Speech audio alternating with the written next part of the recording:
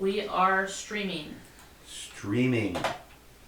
Live streaming. Live. I hear that beats the alternative. Indeed. Yeah. And streaming as opposed to Screaming? streaming, or we could do that. Or static. Ooh, he has a new logo. Yeah, for the new series. Yeah, instead of watching him sit there picking his nose or explaining something. Hey, we're live. Don't tell people that. We get to see his golden eagle picture. Look at him! As I push you off the couch. I know. Head first. You know, we're witnesses and you're live. If you do that, you know, Exactly. people are going to know. Everybody's You going to did know. that. So, we're live from Mount Shasta, and this is the Toltec discussions with that golden eagle shaman dude.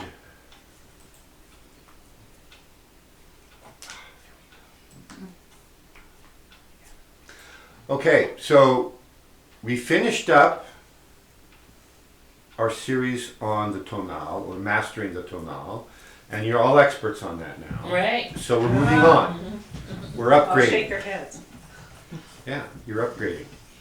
And we're going to be talking about some interesting things here for a while. What did I call this series on there? Look at Mystery this. series. Oh, Something about modern Toltec. modern Toltec perspective. Modern perspective. The modern world requires a change of perspective. The Toltec philosophies and wisdom can provide what is needed for the future of humanity. Join the exploration. Wow, that's brilliant. Jeez, who wrote I should that? have. Oh, I did. Okay. Yeah. No, so what we do is there's a perspective change required. Everyone knows about the history of perspective, right? In art. Oh, did you see how big her eyes got when I said the word art? I want to make sure he's using it in the proper context. There you go. What's he So if there were anybody in the room who knew anything about art history, they should be able to answer the question about when did perspective start to appear in the non-caveman art.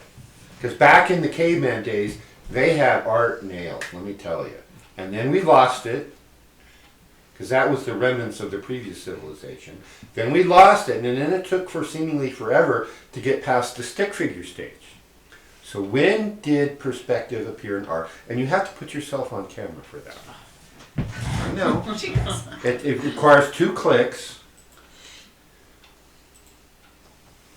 Okay, well, perspective has been good or bad throughout the ages. But When did they start to get it right? they started to get it fairly right in the Roman era.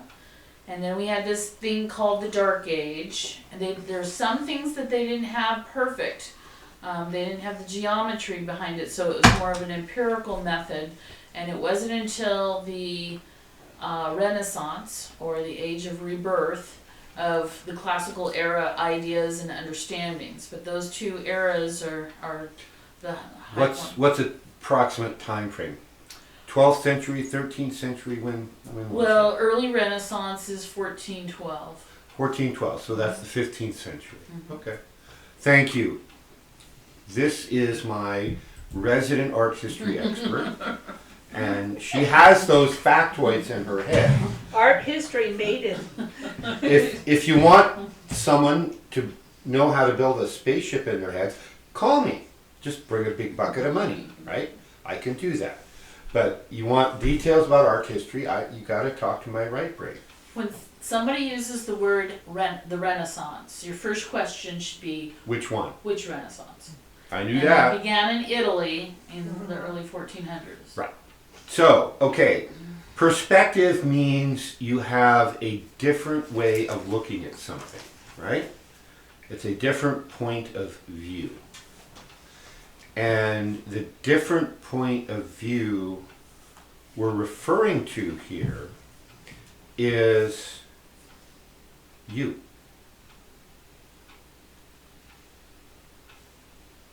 how do you look at you and how do you look at the world?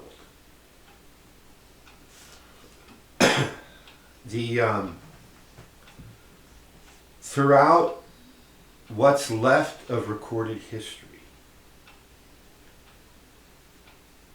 most modern human culture, and by modern I mean everything since the fall of Atlantis, roughly 14,000 years ago, plus or minus a century or two or a millennium too. I mean, what's 1,000 years among friends, right? Since we don't have an accurate calendar anyway, and we have no clue what year it really is, you know, something about 14,000 years ago-ish. Gesundheit. Bless you.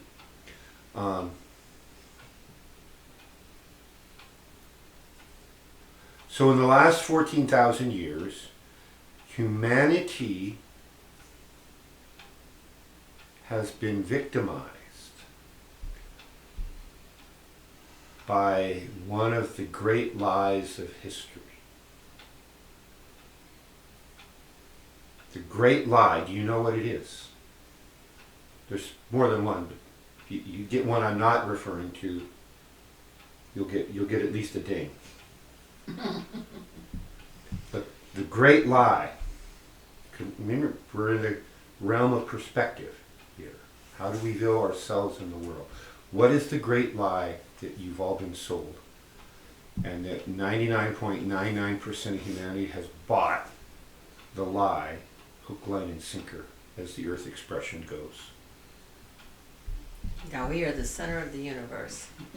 No, that's actually That's closer actually to being true the than we truth. realize. But That we have limits. that's part of it. Ding. The world began 5,000 years ago and there was nothing before that. Well, that's a ding. That's true, but that's not the great lie I'm referring to. No, I'm referring to the great lie that you are a human being.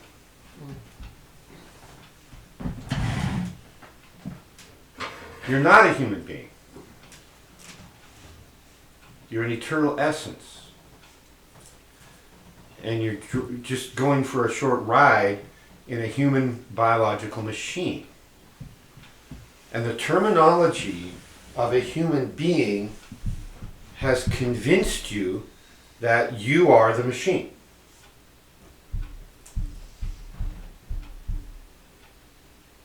And think how that has set humanity back.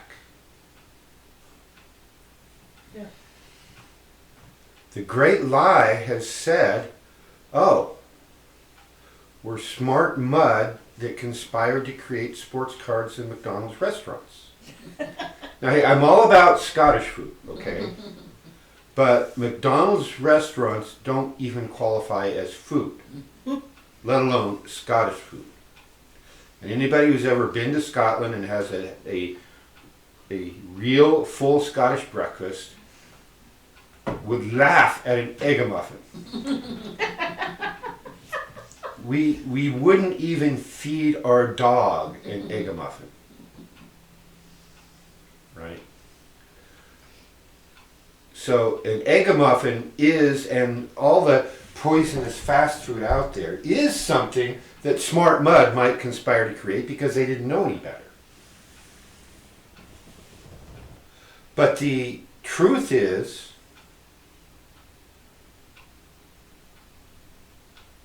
you are an eternal essence. And in exactly the way that if this were a cup of salt water that I just scooped out of the ocean, I wouldn't be drinking it like this. But B, if this were salt water from the ocean, we would think of it and call it, oh, that's a glass of salt water. We wouldn't say, oh, that's a glass of ocean. Now, what's the ocean I'm referring to?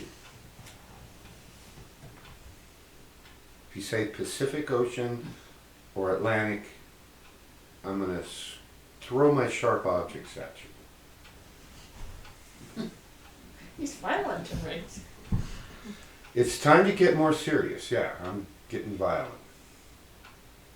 I've got my Scottish on today. So when I'm referring to this analogy of the glass of ocean water versus a glass of salt water, what am I referring? I've used that analogy before here. So somebody here needs to know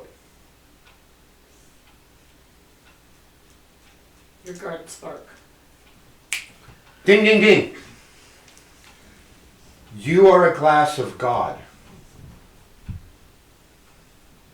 You are not, as the very first Star Trek series, this is one of their better episodes. They met a silicon-based intelligent life form that referred to human as bags of mostly water. Which is true. We're 70% water here in this bag. We are basically salt water that conspired to create a method for going for a walk on land. If you want to look at human evolution, or the evolution of the human biological machines. That's what we are. Every cell has a salinity very strictly regulated through a variety of intricate and elegant physiological mechanisms. Every cell has a salinity that exactly matches the ocean.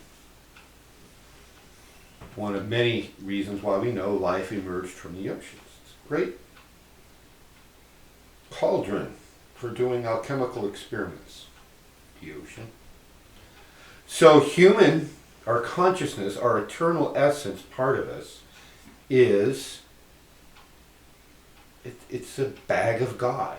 We are a bag of God. We are an extension, an energetic extension. If you could see the other dimensions and see the elegant and intricate and complicated connections between each individual biological machine and the essence inside it, connected with the higher planes of the universe, you would be so enthralled at the absolute criticality and crucialness of every single living organism. You would take life much more seriously. And you can train yourself to see that or sense it and to realize how wonderfully elegant and complicated each person is, and then therefore how valuable every person is as an extension of God. That divine intelligence whence came the universe.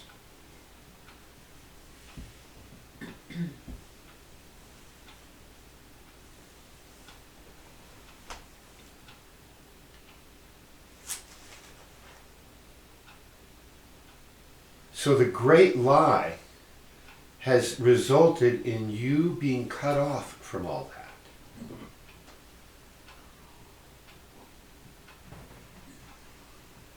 And the severity of the lie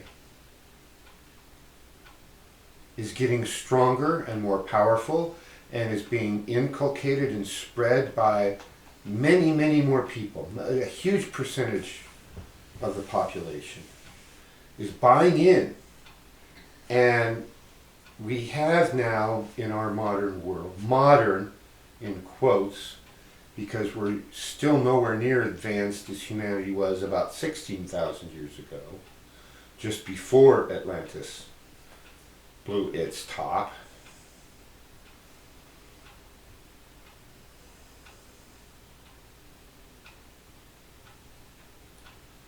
This sophisticated lie that's getting worse, it is the modern equivalent of the emperor's new clothes. Everybody's standing around and marveling at the smart mud that we are, and look all that we've accomplished and we've produced.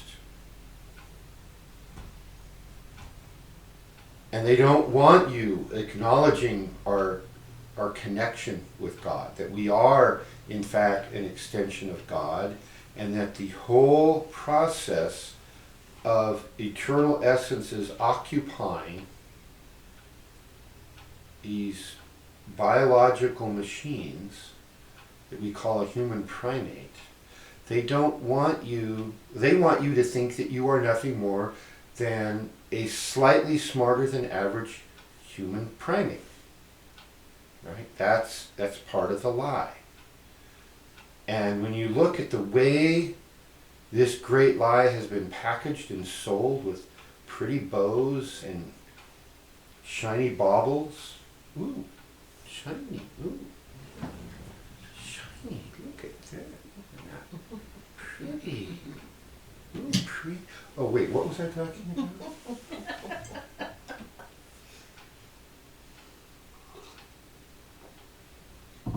So they want you to think that that's what we are. We're smart mud that became smart worms that developed fancy flippers for moving through the muck as its gradually increasing complexity of nervous system developed better environmental sensors to find food and shove it down its gut tube. A worm is basically a gut tube.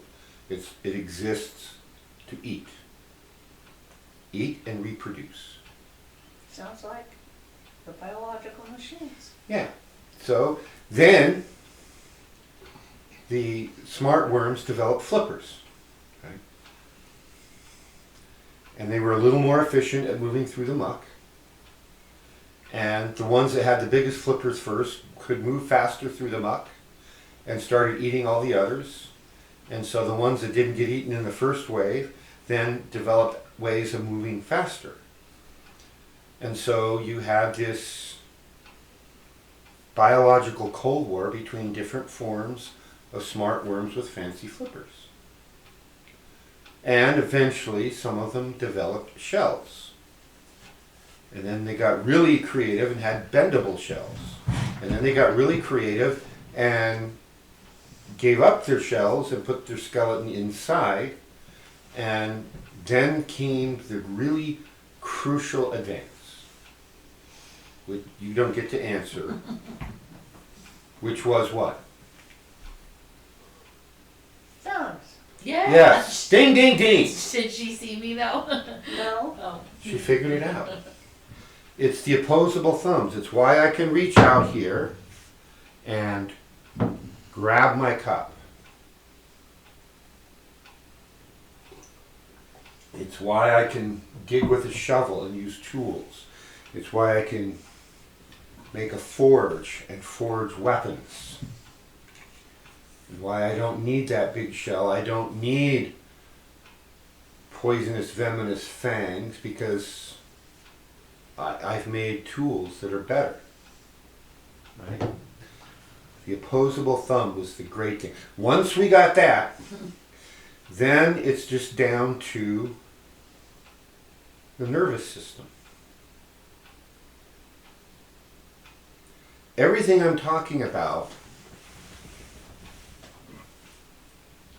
is part of an intentional design. Religions would have you believe that everything was designed and God created the world exactly as it is in a completely static cookie cutter mode and that nothing has ever changed. That's what the average run-of-the-mill religion wants you to believe. Science developed sometime, well, modern science was after Atlantis fell. We're not going to go back to the really old science, which was far more advanced than what we have now. But then through these dark ages that we alluded to earlier, when people had finally come out of the caves and survived the nuclear winter, and I mean that literally, and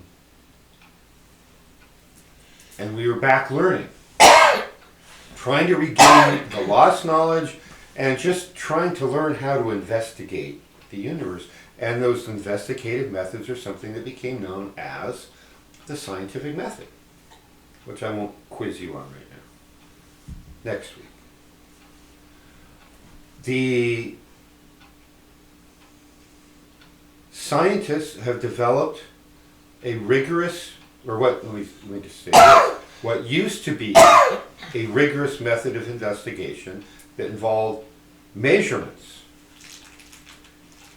and carefully recording the results of tests and comparing that to theory that was the hypothesis that precipitated the measurements, and the data thus produced and the conclusions that could be validated with measurable data became known as the scientific method.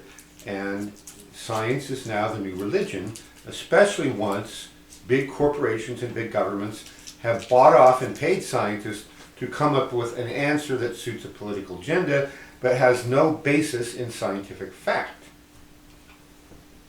Not that that would ever happen. Well, yeah, I'm not even going to go into the history of that process of how it happened, but it's happening.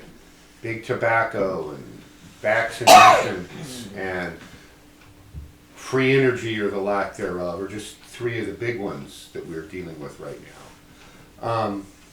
Not to mention pharmaceuticals. But the scientists basically say, yeah, that was the big pharma I mentioned a few seconds ago. So the scientists will believe whatever their instruments tell them, in theory, but they've lost the art of that, where they have to put that logic and common sense filter on and compare it to your hypothesis. And the observation, first step of science is observation, looking at the world and coming up with that aha theory. The classic was Isaac Newton sitting under a tree, looking at the moon, and then watching an apple fall and realizing that the moon and the apple were responding to the same force. And then he elucidated his theory of gravitation, which wasn't really a theory of gravitation so much as a mathematical explanation of the effects of gravitation. So scientists will believe what their instruments tell them, in theory, but they don't believe what they can't see and measure directly. And the biggest thing they can't see and measure directly is about 85% of the universe, which is in the so-called non-physical realms. Religion can access those, or some religions and spiritual systems, like the Toltec. We teach you how to access those realms. But science and religion right now are viewed as antagonistic.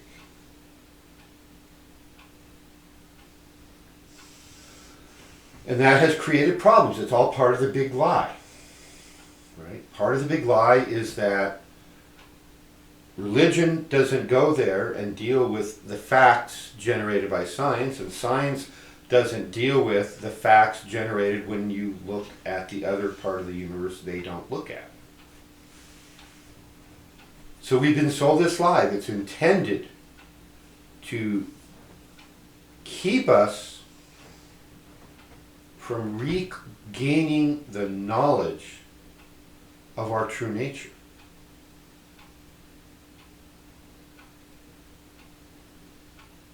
And more than anything else, more than upgrading consciousness, more than guiding humanity into its next step of evolution, the Toltec work is about that. It's about regaining that knowledge and reclaiming our true nature. This is your birthright that has been withheld from you. So this is like the Lion King movie, right? We're going to go get it back. And before I start telling you how to do that, who's online? We have the Boys Club tonight. The Boys Club. Aaron Eaton, Aaron Eaton. George G, George G. and William Rolling. And William Rolling. And that's it? That's the only ones that confess. How many are watching? There are 5 watching, so I don't know if that includes me. I think it includes you, so that means there's a no-namer watching. Hello, no-namer. Welcome to the Golden Eagle Show. It helps us if you use a Gmail account or a YouTube account, which are kind of the same thing, and you log into that account and then click over to our link again. We know who you are, we can talk to you more intelligently, and you can then make comments and participate in the chat. And then when you hit that subscribe button, it helps our search results. So please join us more completely. So perspective. Remember, that's where we started. Anybody notice the pictures I sent out today? I couldn't bring it up, the picture, What were you watching on? the email, The email. On what device? my phone. I'll try it on the computer later. Well, it'll be kind of a moot point by the time you get home to try it later. What did you see? I didn't Oh. open it because I was coming. Anybody online happen to notice the picture I sent with the notice? We'll wait for a few Yeah. seconds for them to answer. Oh, and now Dennis Brown is with us. Dennis Brown, it is the boys' night out. Or boys' night in. Oh, I didn't go far enough back on the list. Sorry, Dennis. I thought Aaron was the first one in tonight. So it really is the boys' club. Yeah. Do Boys' any of night the out. boys happen to notice the picture I sent? Apparently not. Oh, it was upside down, Mount Shasta. Yeah. But why would you say it's upside down? Well, first of all, that's what Dennis says. It's perspective. There you Ding! go. Ding ding! And it's a I also perspective. went and saw one that was sideways too. And the one on Facebook was sideways. Will said inverted. Inverted works. But only from a certain perspective. See, I don't just randomly throw crap out there, right? There's a reason. I'm trying to... Mess with the head. No, I'm trying to wake you all up. It's your first mistake. No, no, no. If humanity's going to survive, if the Humanity Project, as it's more appropriately known as Let me in see. certain circles, It's a reflection in the water. what water? There's no, other than the frozen water on the ice, there's no water. The astral waters. It's her perspective. You got it right the first time. Go with that. The idea of perspective. So what's the key perspective change I'm asking you all to make? You have to wait. You only get to answer if, because she already knows. She only gets to answer if nobody in the studio audience and nobody online comes up with the answer. We're not this. We're not. Yeah, ding ding We're ding. not the biological machine. I want you to adopt the perspective of looking at your life, looking at humanity, looking at this planet as if you were the eternal essence you truly are. I want you to stop thinking of yourself as a human being. You are not a human being. The term human being, if you analyze it, there's a human biological machine hosting an eternal essence, or the eternal being. And you take the human from the beginning of human biological machine and the being from the end of eternal being, you get a human being. But the problem with that terminology is that it makes it too easy to identify with this. This. Or this. Darn. It's just too easy. You need to change your perspective. And you need to start calling yourself an eternal essence or an eternal essential self.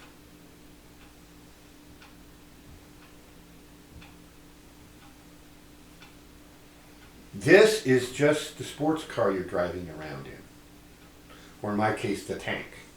Right? I got a jalopy. I have a Humvee. Jalopy. But a pretty one. And when this one wears out and falls apart, we get a new one. Yay! And we call that a new incarnation. Unless, big, big, big unless. Unless while you're here in this incarnation, you finish your work, which is multiple parts. Your work includes the piece of tasks or set of tasks that you came here to do in this incarnation.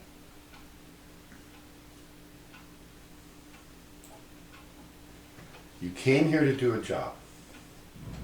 Possibly more than one, but usually it's several that revolve around a core set of information. The other reason for being here is there's a double-sided reason, which is you are doing something here that can only be done here in the physical plane and can't be done from the higher planes. And that is, you are stimulating the evolution of your essential self.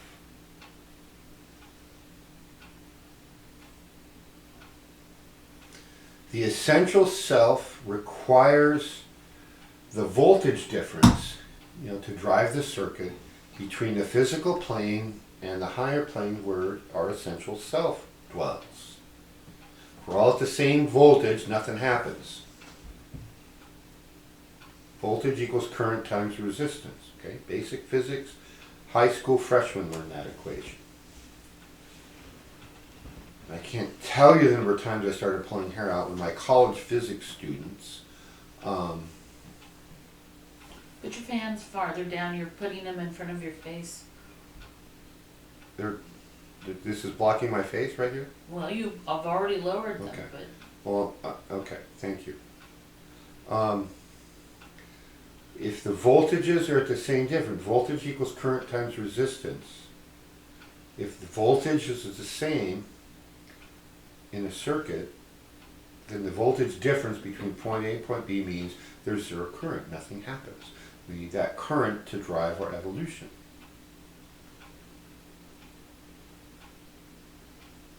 So when the essence is up here at one voltage and our physical being is down here, then we have a force that will drive that current of evolution. There's evolution of the essence, and then there's collectively the evolution of the human biological machines. And I've used this, you may have heard me say this before, but in a 19-dimensional universe, the essential self basically is like the equivalent of a 19-pin connector. And down here on the physical plane, which is a 4-dimensional reality, we have a 4-receptacle socket. What's a connector? When you go to plug your printer into your computer, you got the little things, or the blue things that connect the cord between your monitor and a CPU. You look at the back, there's like 9 or 11 pins. You got to plug it into the socket, and if you have the wrong number of pins, you go into the wrong number of sockets. It doesn't fit.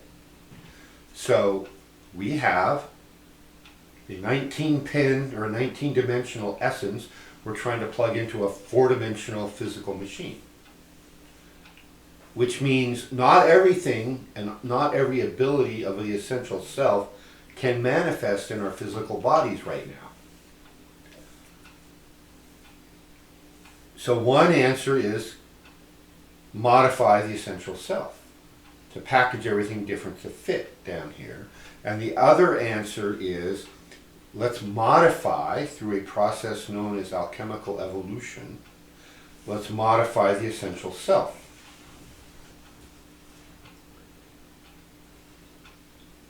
We're doing both. The process of modifying these biological machines is something that we call the Humanity Project. We, those of us who've been working on this for a while. Just a few eons.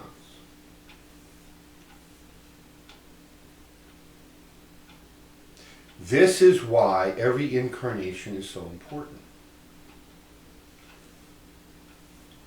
You can do a tremendous amount of modification and evolution of your existing biological machine if you create the conditions for change and growth. Which means you have to push yourself. You have to push yourself physically, mentally, emotionally, and spiritually. That means things like you have to exercise, learn to play musical instruments, learn to hit people with sticks. And I say that very lovingly and very seriously. You know, like martial arts, stick fighting, staff fighting. Learning to push the limits of your existing biological machine. You know, the average couch potato doesn't do this. You know, the most complicated thing they do is when they upgrade their television and they get a new clicker that has 40 buttons instead of 30 buttons. Learning that is probably the most complicated task they do, physically. Oh, now I got to use both thumbs, right? So,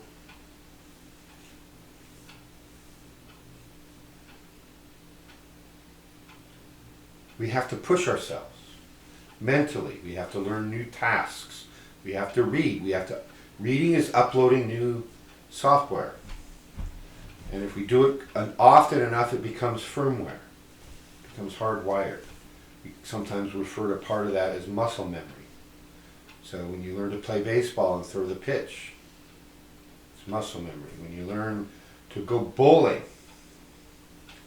you roll this big, heavy 16-pound ball down there to knock over those poor little wooden bowling pins who did nothing wrong. And they're just sitting there minding their own business, and you roll a big, heavy ball into them and knock them over and make them go flying. You're learning a new skill. You're linking your brain and your body. Pushing yourself. Learning math, learning music, learning art. Reading. Did I mention reading?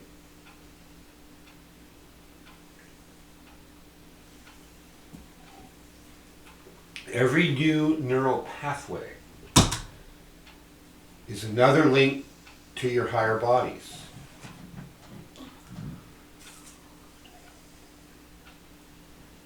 So this key perspective and the key purpose of an incarnation is what's been withheld from you. It's part of this great lie. And people spend entire lifetimes, their whole incarnation, one after another, not figuring this out.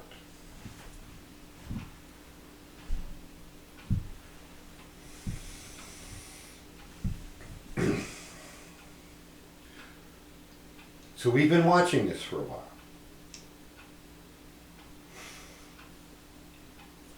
And every now and then, somebody will come down and they flip coins.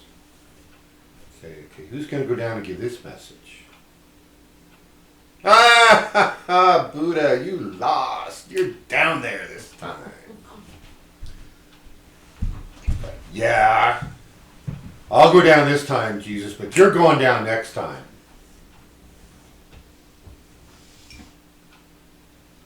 I know. We need some modern instructions. These biological machines are just way off base. This whole humanity thing is going crazy. We need somebody to go down who can kind of speak the modern language and give them a new set of instructions that they can relate to. Well, who are we going to get to do that? Hey, I know. Let's get that crazy scientist shaman dude. He hasn't been down in a while. He said he didn't even want to go back. It's time. He's got to go back. And I'm like, you got to be effing kidding me. I'm going to go back and do what? So here I am.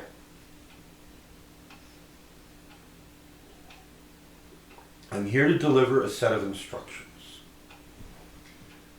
to hopefully help wake up those people who are capable at this point in time, and to make it easier for you to figure out that you're here on a mission, that you have something to do, and it's part of a much bigger something to do, and how to avoid falling into all the pitfalls and traps and the lie, the great lie. Oh, hush. I didn't put it on airplane mode, it's on vibrate mode, and it's vibrating. So the great lie has hidden from you the instructions that you're supposed to have in order to do your job here. To help you remember that you are not a smart worm with fancy flippers. You are not just a human primate with fancy opposable thumbs.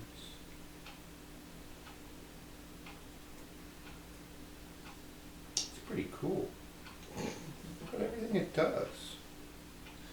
But that you are, in fact, an extension of the divine intelligence of the universe, and you're here to help the fullness of that divine intelligence be able to manifest on the physical plane. And there's a host of reasons why. And if you want to know what they are, you have to read them in the instruction manual. What instruction? I know, right? What was that? Nothing. Nobody I really was wants. thinking the same thing. Nobody really wants to know. Okay, well, let's move on. What instruction manual? Well, didn't I say? No. Oh. Tell us. I have been, as part of my true will, been tasked with to provide a modern instruction manual to help essences here adapt to this wickedly upside down and backwards crazy earth culture and crazy planet where the rules are very, very different than anywhere else you've ever been. And that instruction manual is now going to be available.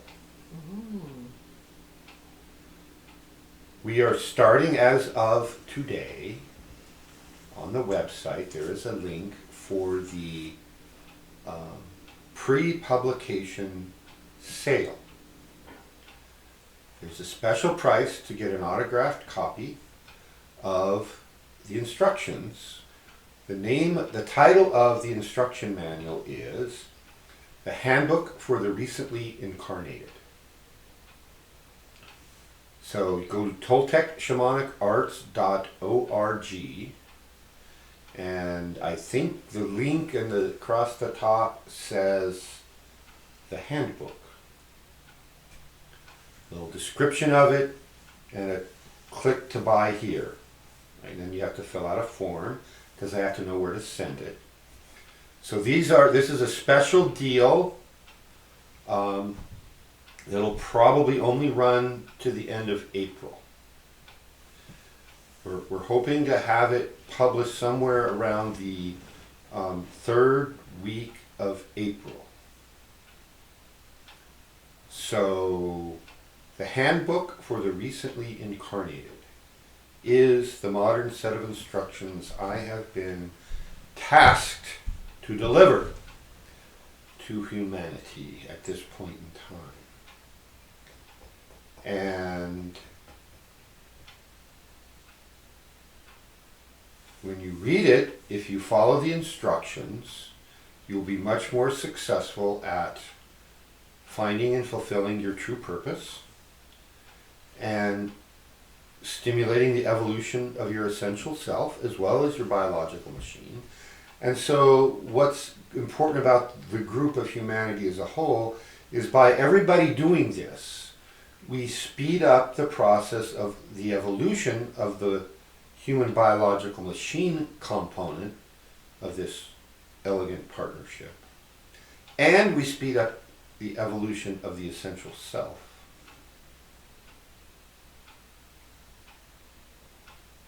And then we speed up the larger purpose of humanity. And so that's all discussed in the book.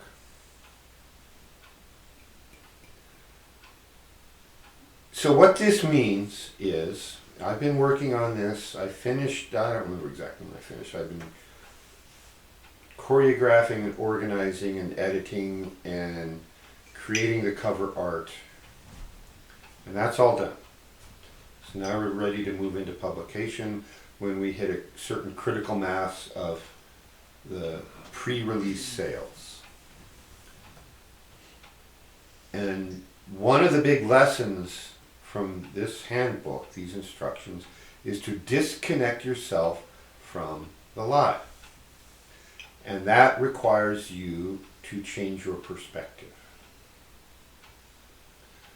So for those of you who are formal students of the school, I'm going to be pushing and expecting a higher level of everything. For those of you who are following this and getting something out of it, I will be encouraging you to do the same. Look at your life. Look at the lies. Disconnect yourself from that. Don't accept the premise of the question, especially when the answers are provided by the mainstream media, I mean the government propaganda arm. And don't believe governments, don't believe most big religions, don't believe big corporations, and don't believe big billionaires who have no qualifications whatsoever to talk about some of the subjects they're talking about.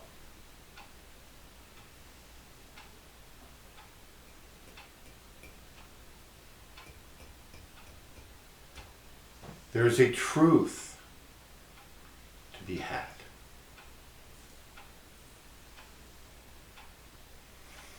Coming from a background in hard physics, as I do, and subsequently engineering, and subsequently medicine,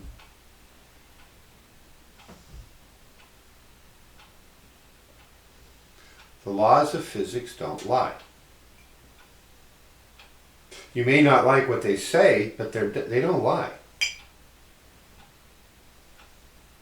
Either you have enough velocity to launch your rocket into orbit and it will stay there, or you don't. The laws of physics and angular momentum and escape velocity, they're very neutral, very impassive. They watch you launch your rocket and it just, oh, you know, we launched it with a little bit of it and crash, right? Your airplane either has enough thrust to produce lift and you arrive safely at your destination in Cleveland. Why you're going to Cleveland, I don't know. But suppose you were flying to Cleveland, either your airplane has enough velocity and thrust to produce the lift to keep you in the air to get there, or it doesn't. If you run out of gas halfway there because you forgot to fill up the tank, well, the laws of physics are very impartial. Don't take it personally when your plane crashes because you forgot to put gas in the tank.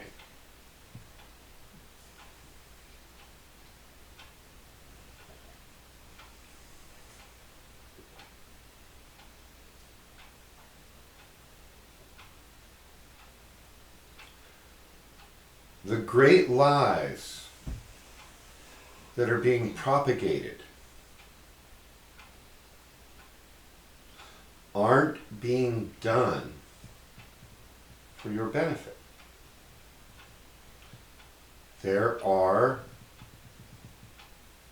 forces and intelligences who have a vested interest in you not waking up to the truth, for you not remembering that you are a glass of God.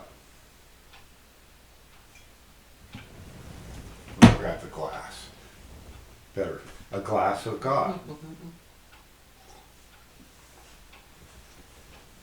They're perfectly happy to let you wallow around while they claim the power of this planet for themselves.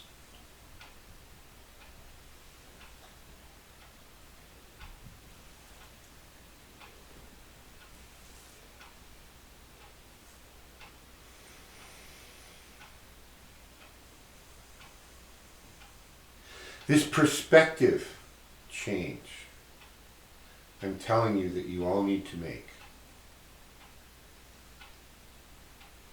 I'm not claiming that it's easy. It takes something that most human primate biological machines are going to rebel against. Anybody know what it is? Could it change? Rephrase the question again? In order to change your perspective the way I'm asking you to, or telling you you need to, it requires you to do something that most human biological machines won't want to do. You just change your perspective. No. Just See the truth, Almost. maybe. Just- It takes work. Oh, the four-letter word. The four-letter word. Right? Work. It's the four-letter word that everybody will go to great lengths to find an excuse not to do. Because you have to deprogram. Well, it's hard. It's not even that sophisticated. Work is work. And especially when doing any kind of useful work requires you to be uncomfortable.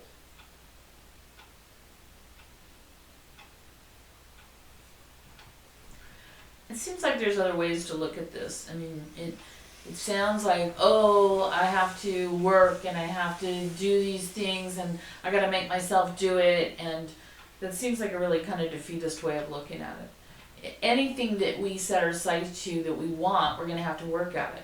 If this was a real college level, program, we would have to go to class and we would have to buy books and we would have to pay for our tuition and we would have to show up and we would have to read and we would have to take tests. And that hopefully when we get through all that, we'd get some kind of certificate so we could go out in the world and actually do something. Oh no, I don't give certificates. Right, I know.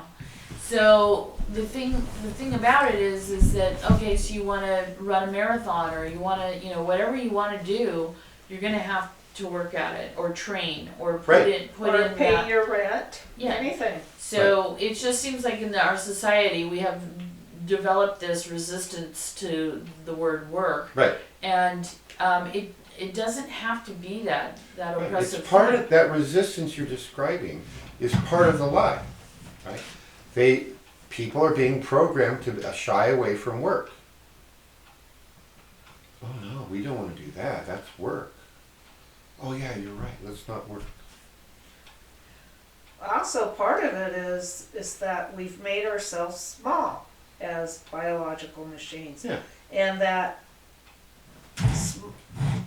and when we get big, we get scared, like if you travel up to the universe and do a viewing, and then all of a sudden you get bigger and bigger and you go, oh, it's like, for some reason we think we have to be small. That's part of the programming, the lie. Yeah. It's actually part of the hacking that's taken place in the human collective consciousness, which has been hacked.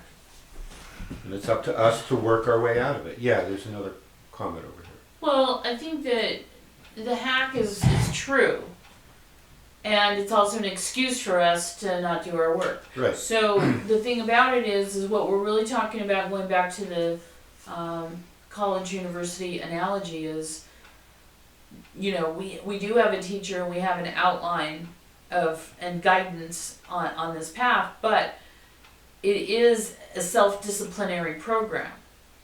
So that's where Yeah. the work comes in on self, and the reason it feels like work is because we have to self-motivate ourselves. And if we focus on the fact that, oh, these awful things are happening to us and suppressing us, and, you know, we just need to focus on ourselves. So in high school, you're given very little choice of what classes you take, right?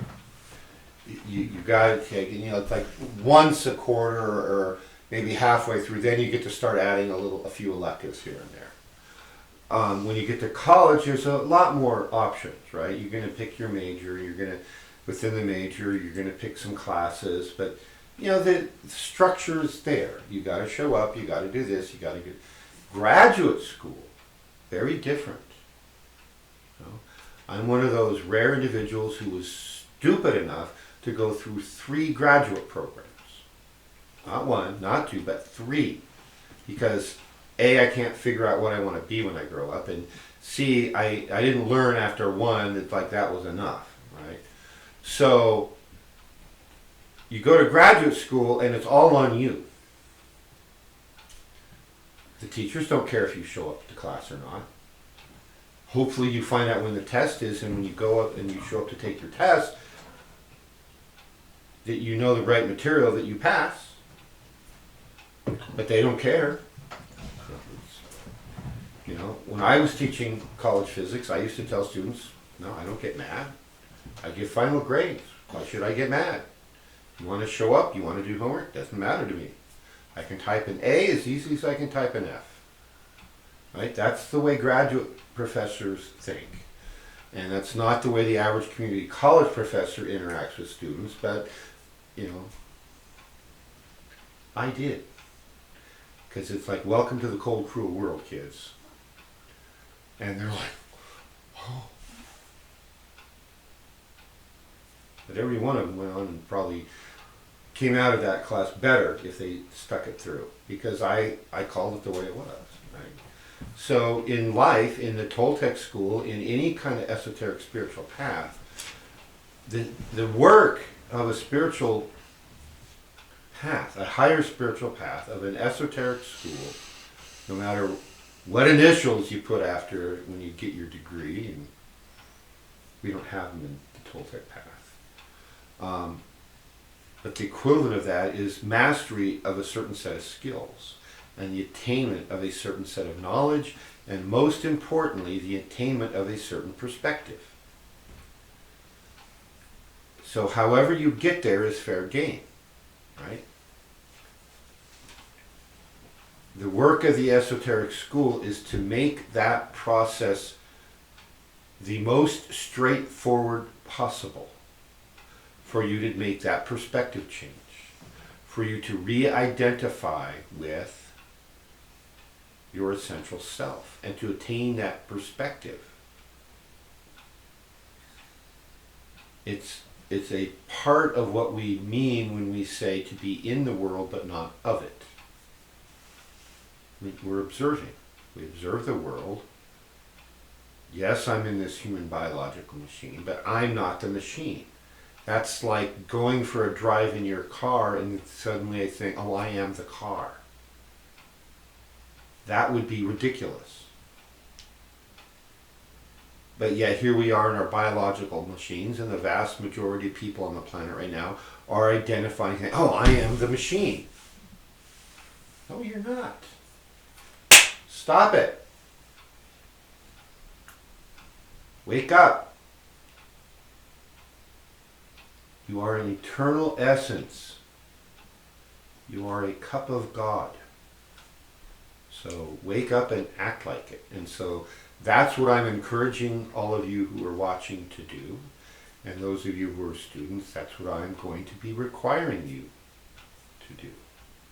Is you have a new perspective to adopt, a certain level of rigor. And a lot of this isn't being driven by me. It isn't being driven by my upline in the higher planes. It's being mandated by the planet that we live on. The planet is upgrading. And in order to keep up, we all have to upgrade. Always remember the dinosaurs. They didn't upgrade, did they? You know why? They missed the boat. All right. No postcards. I mean, you see those T-Rexes? I mean, they got these big, strong, they could run really fast, run down and grab it And with these their little big wimpy mouth, and they got these hands. little... That's why we're not running around in T-Rex bodies. What do they have? We did. That's why we're not running around in T-Rex bodies. They couldn't reach out and do stuff. You know, maybe if they got those little hands were just for like picking bone out from between their teeth. That's about the only thing they could reach was their mouth. Better to have wings. Yeah, better to have been a pterodactyl, right? So the book, the handbook for the recently incarnated,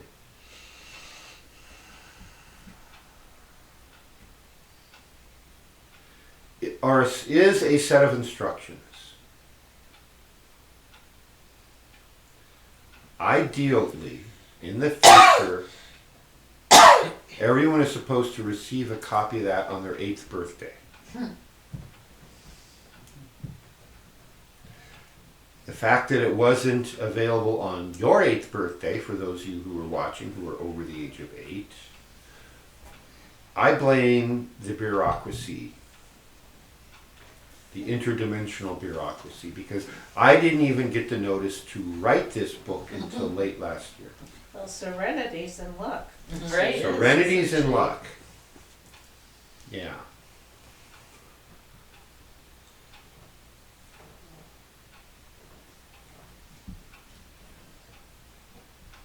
So these instructions are written from one point of view, as if you're brand new to Earth today.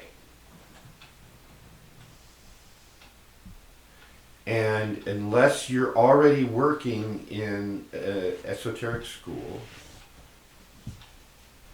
you pretty much are brand new to Earth today, at least in terms of the big picture of what is Earth, why is Earth different,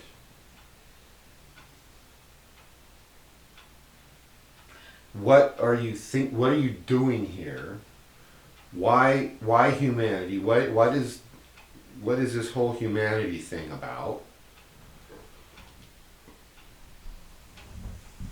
Some of you read the American Book of the Dead and use that as a resource.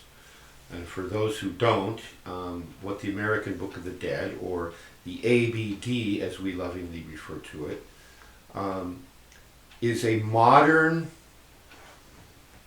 reinterpretation of the Tibetan Book of the Dead, which are the instructions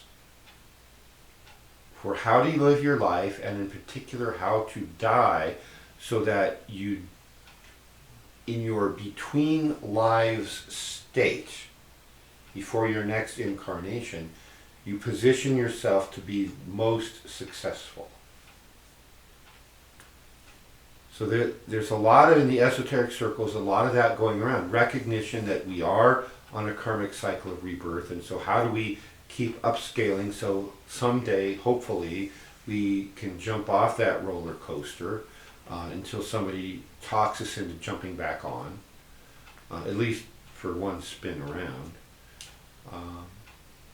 And so the ABD and the Egyptian Book of the Dead, the Tibetan Book of the Dead, the Celtic Book of the Dead, the blah blah blah blah blah Book of the Deads are other instructions to get through to people over the eons. Hey, this one lifetime isn't the only one. You need to pay attention to this to get ready for next time. But what's missing mostly from the body of esoteric literature isn't instructions for the between lives state. Living. It's, what do you do when you first get here and nothing makes sense? What do you do when you're standing around as a young lad or lass looking at all the other humans going, WTF are they? What are they doing, and how do they know how to behave like that? And don't they know that we're supposed to be doing something else? even if you don't remember at that moment what that something else is, you know that they're supposed to be doing something else. It's like, come on, what? You're doing what? And then you spend 30 or 40 or 50 years trying to figure that out. And by that time, and if you don't start all that until you're 30 or 40 or 50 years, you're kind of like really behind the 8 ball at that point, because you don't have enough time to figure it all out and get your job done. So you can evolve your essence and evolve your machine and jump off this karmic thing because you got your job done. So we needed that instructions. Those instructions. That instruction manual. Them there. Yeah. So that's where I came in. It's not the only thing I'm here to do, but it's a part of it. Congratulations. Well, thank you, I think. Congratulations. For the Question over here? bus. I You was get to gonna get the give you a book. plug for your book. if you Oh, like. go right ahead. So I did some of the editing on the book, and I think it's not what you think it is gonna be. But there's a lot of smuggling of some really good stuff in there, and it's a really good book, and it's definitely, you know, on the level of some of the type of work that EJ's put out as far as helping navigate these things. So it is a shamanic experience simply to read the book.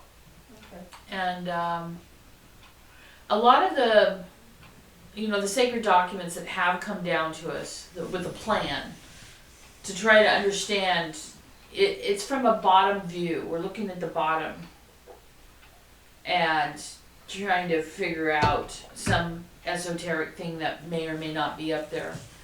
So it's rare when we get instruction that is, if not from the top down, at least giving that broader perspective. And the other thing I wanted to say, as far as this shift that needs to happen to identify with that essential self versus the human biological machine. I mean, some of us have a hard time just liking the human biological machine. So, you know, we're not even comfortable in that because of different societal things and all. And there's little things that you can do, that you can implement, that you can think about this thing and make little shifts, right? But again, it's self-driven, and it's you don't know how to implement things that you don't even really understand the context of them. So when you're working in an esoteric school, and in particular doing the intensives like the level 4, some of the stuff we're doing in the Labyrinth Readers course, some of the things that you're going to be exposed to in different intensives. There's already techniques out there, and a lot of the work that we do already, when you show up and engage in it and actually do the exercises, are already teaching you how to do that. So that's just do your homework, and you're going to start getting a lot of it. Coyote's Golden Flower book in particular, you know, to develop that ability to navigate through the dreaming and everything, you have to step back from this machine, and when you do, you're seeing from the watcher's perspective. And most of us have had that experience in the dreaming where you see what's going on, not necessarily from the perspective of the one in the dream. You know, you're the watcher. So that's what you're going for, is that like shift. And so doing the exercises, doing these esoteric readings, showing up and exposing yourself to the radiations are all ways of getting better at that. Thank you. That's all I have to say. That's all you have to say. That was a mouthful. That's a lot. Thank you. Yeah. So this, the only qualifier is this is definitely written from the perspective of an essential self to other essential selves. And there is some, maybe a little smuggling going on. And you know, basically what I what I say, in the front cover, back cover, introduction somewhere, is that this is the kind of information I wished I'd had about 50 years ago. You know, when I was like 8 or 9 or 10. 50 years ago, I would have been 9. Parents are probably afraid, saying, I don't have to go to school, God doesn't need to go to school, or God doesn't need to work, or something. Well, when I'm in the 3rd grade and the 4th grade, and all the teachers in school are telling me that I can't answer that question, you're smarter about that than I am. Yeah. It's like, I'm like, say what? You know, that when the answer makes no logical sense, that's our modern response is, say what? And like, I want to learn trigonometry, right? No, you're not allowed. What? That's what I wanted to do. You know? So, this book, this handbook for the recently incarnated, is intended to help you make that change in perspective. That, if you wanted to say, what is the purpose of this handbook, that's it. It's to reconnect you with your real you. It's to help you break your dependence on the lies. It will require you to break the comfort of no change. We want to be comfortable. Don't change this, don't change that, don't move the chair from over here to over there. You know, just give me my newspaper every morning and the same coffee drink. And How boring. everything's comfortable. Yeah, when I was down training with Coyote a few years back, I was observing, you know, I had already been a level 4 in the Akadwa system for years. And I had been through the fullness of the his first level 4 intensive, when Oria and a few others, about 15 others, got their level 4. Now, other than the 4 original level 4 holders, of which I was one, everybody else, that was the first time anybody else received a level 4. So then I went back again on one of his later ones to train on how to do that process shamanically. And while I was there, one of the students who'd come in literally ran away screaming. And I'm not kidding. And one of the comments this individual made was, I just want to be comfortable. And you cannot transform and stay comfortable. This perspective change, this requires a change to your physical body. It requires changes to your nervous system, to your light bodies, how you interact with that, to your consciousness, to your awareness, to your ability to apply attention with an intention. And none of that is comfortable for your ego mind of your biological machine.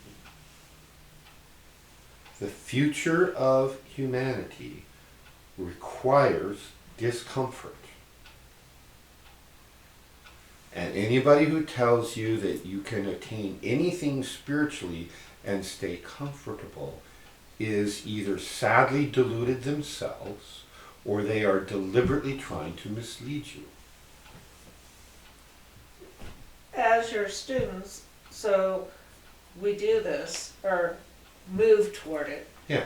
So is it going to change the critical mass for the mass of humanity, us going through this process? Yeah. So, to use the Akadwa analogy, and if some of you don't have the Akadwa, A, why not? Get with the program, because the Akadwa is the future of humanity. But B, the Akadwa causes us to change, right? It demands So it.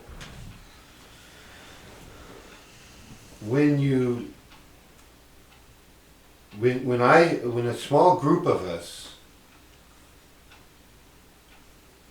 went through a very long and literally agonizing process to become level 4s, what that did is that broke new ground. It was new territory. It hadn't been done that way ever. Even thousands of years ago, the Kadua was transmitted to students differently, and it evolved differently. And the Kadua we have now is the strongest it's been since the fall of Atlantis.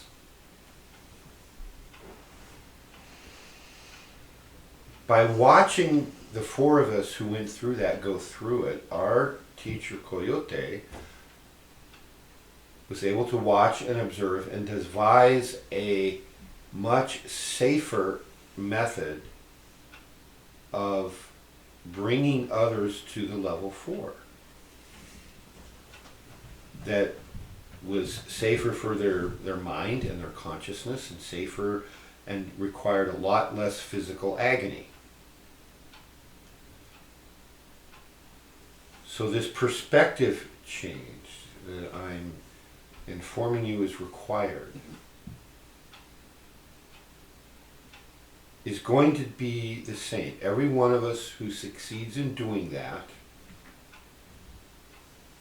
through a process of resonance will make it a tiny bit easier for others to do that.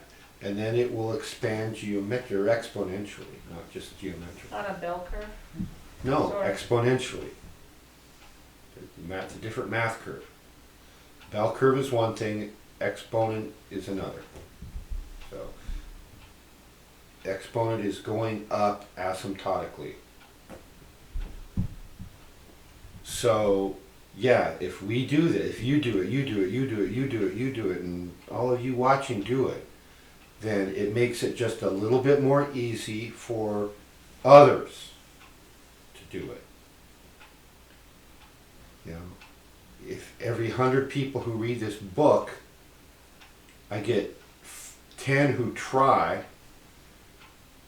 and out of the 10 who try, 1 who succeeds, so 1 out of every 100 actually does it, that's going to make it easier for the next 100. Maybe the next 100 that come along, 15 try and 3 make it.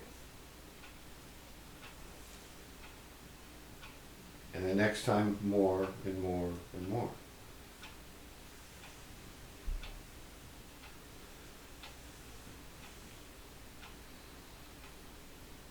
Identification with the machine is an error. It is part of the lie you've been sold.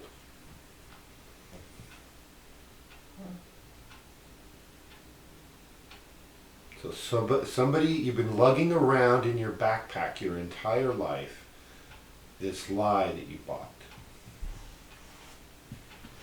Unfortunately, the warranty ran out, so you can't go get your money back.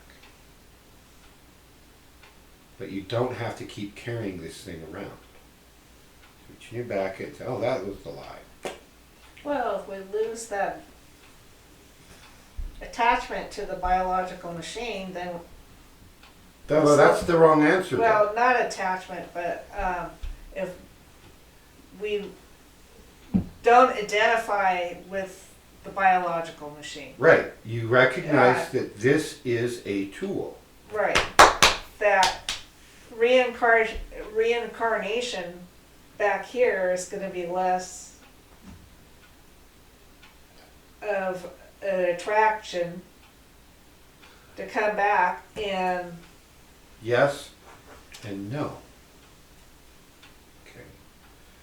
Generation by generation, we're upgrading the biological machines.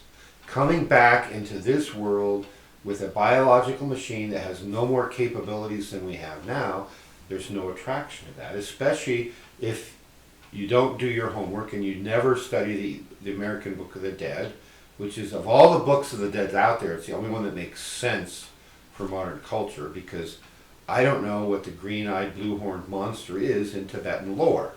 That makes no sense to me. And that's exactly why E.J. Gold rewrote it. He not only put it in American terms, but to know what terms to use, he shamanically voyaged to all the chambers, all 49 chambers of the macrodimension, of the Bardos portion of the macrodimensions. He visioned that firsthand and said, oh, here's the words in modern American language that people will relate to. Right? So that's a piece of work we should all be doing. So it's not an attachment to the biological machine that we should fear. It's the lack of attachment to our essential self that we should fear. Like I said, we need that voltage difference to evolve the essence. Most of that won't get done in one incarnation. We can actually evolve the physical body and the essence more in one incarnation than we think. We have a lot more capabilities than we've been led to believe. Doesn't matter how many avatars and prophets come down and tell us you can do everything they can do. Most of us just, it goes right over in one ear, out the other. And we don't have that belief in our collective consciousness yet. Yeah, we don't truly understand what that means. Right. And the way to start understanding it is you make this perspective change. It's like, start looking at this life, this table, this planet, from the eyes of the essential self. Like, oh yeah, I need a machine in order to get work done. But if I'm going to come back and do more work, let's say I finish an incarnation, I want to put my essence and my consciousness in the highest place there is,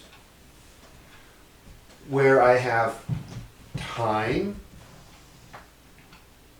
and perspective to decide what's next and what's best for my long-term growth of my essence. And that isn't being reborn in a hell dimension or in the dimensions of the hungry ghost where everybody's trying to eat you and you're trying to eat everybody else. So there's an elegance and a complexity to this. So does that make it clear what I mean when it's not just identification with this that's the issue? You had a question. I think another nuance of the lie, beyond the fact that you're just this primate being, is that you're not worthy for whatever reason. You can't be godlike or have these abilities, that you don't want to see behind the curtain because the phenomenon in particular has been demonized, so that either it doesn't really exist, or if you see it, you're seeing devils and things. So there's all sorts of layers to the lie and the way it's come down to us. But more than anything, it's to not really believe that there is anything divine or special about ourselves. And even in most religions, it's just to do the best job you can as you poor monkeys here on earth, and then maybe God will take pity on you and take you to a better place. And that, is the majority of the Christian message. It's not the message, it's what most people have devolved it into believing. That's what the church has devolved. Right, that's what most churches and religions will tell you. And that is what they say is the message of Christianity, but it sure as heck was not the message of the being we now call Jesus Christ. Not at all. And if you don't believe me on that, go ask him and he will answer.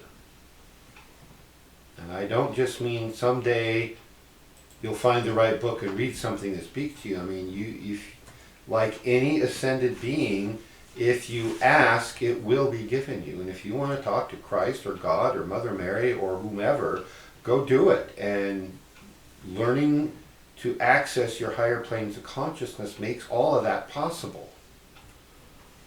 Because that's certainly not the message of Christ. And if you doubt it, go look in your Bible at the book of John, chapter 14, verse 12.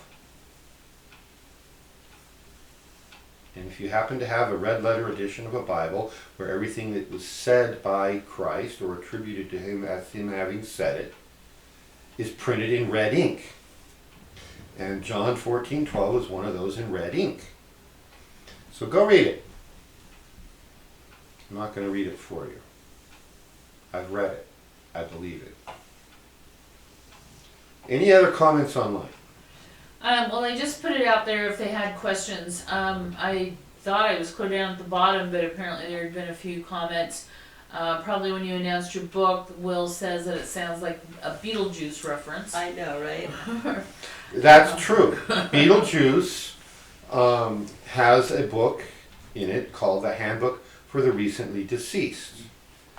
And it's a different way of looking at the material in what the Beetlejuice universe would call the Book of the Dead, right? So, yes, I did use that as a slight model for my handbook, which has zero content overlap with the Handbook for the Recently Deceased. It's all about, okay, so welcome to Earth. Here's what you need to know. And then I don't know what this was in reference to, but Aaron offers that Wim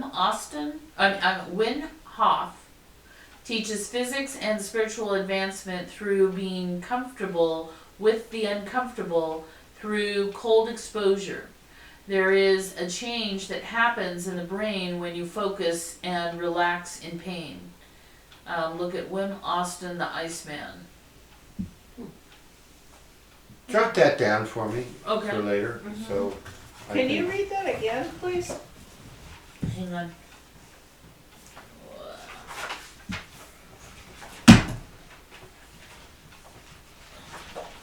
Must be nice to have a photographic memory like Aaron does. Right.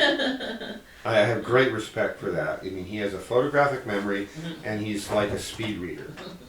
Wow. Right? He can take a book about this thick, and that's like an hour's. Oh, and then he remembers it all. Wow. Okay, so the name is Wim and then Hoff. Wim Hof teaches physical and spiritual, I said physics originally, but it was physical and spiritual advancement through being comfortable with the uncomfortable through cold exposure. There is a change that happens in the brain when you focus and relax in pain. Look at Wim Hof, the Iceman. Sorry, struggling with that one. I will look that up and do some research on that. Thank you, Aaron. Appreciate that. Yeah, that sounds like a lot of the principles of martial arts training. It sounds like a lot of the principles of Toltec training. So, there you go. And knowing Aaron as I do, he is a wealth of he's a walking encyclopedia, basically. He's full of it. He's full of something. Any other comments, questions? Okay, ToltecShamanicarts.org. Click on the handbook. And Be the first one in your block to get one. yeah. All right, we're going to stop there. And thank you for tuning in. And if you didn't watch this live and you watch it later, as I know a lot of people do, we only get an average about maybe 8 to 10 live. And usually within a week, there's 20 to 30 who've watched it. So I know some of you are watching later, and I thank you. So if you really want to know what's going on with humanity, and you really want to get the instructions somebody was supposed to give you when you first got here, Handbook for the Recently Incarnate. Nanu Nanu, do good, avoid evil.